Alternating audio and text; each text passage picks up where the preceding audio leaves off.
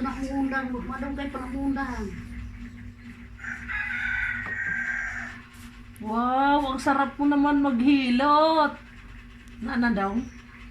Tanaw imo na og diri daron kailan ikaw. Ang sarap naman maghilot ng alaga ko.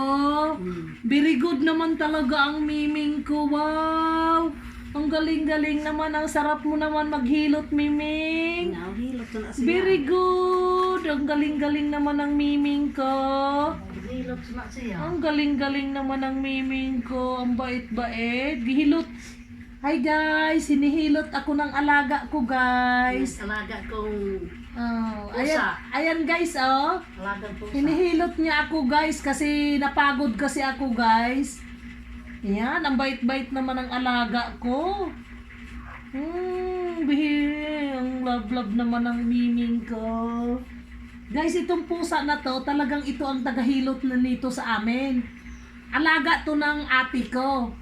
Ngayon, hiniram ko dito sa bahay, gawa nga ng, sabi kasi ng ate ko, mayroon daw siyang alagang pusa na manghililot. Kaya ayan, nagpapahilot ako. Sinapinan ko nga lang guys, gawa nga ng yung kuko niya, bumabakat sa likod ko. Kaya ayan. Ayan, sige Meng, hilutin mo pa ako Meng.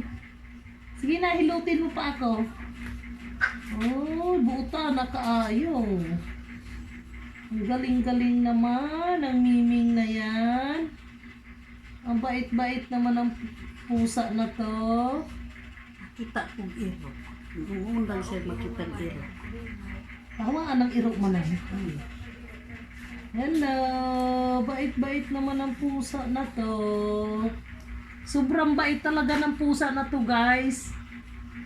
Gawa nga ng alaga to ng ate ko. Sila ang nagtitrain nito na ano kasi. Hi guys! Pagkatapos niya akong hilutin guys, ayan, nakatulog sa upuan. Napagod pala. Talagang tuwan-tuwa ako sa pusa na to guys dahil gawa nga ng alaga to ng ate ko. Ngayon, ang ate ko, dahil nga nakaramdam nga ako ng pagod, sabi ng ate ko, magpahilot ka sa alaga namin pusa. Kasi yung pusa namin talagang magaling maghilot yan sa likod. Guys, nung nagpahilot ako sa kanya, ayan, pagkatapos kong hinilot, ayan, nakatulog siya o napagod. Napakabait na pusa guys. Wala akong maano talaga nito. Ayan oh. Ayan, hello. Ito naman yung anak niya guys. Yan, anak niya yan. Ito naman yung magaling manghilot na pusa. Hello. Ang bait-bait naman ng miming na yan. Ha? Bait, good boy. Good boy ikaw na. Pagkatapos mong hinilot ako.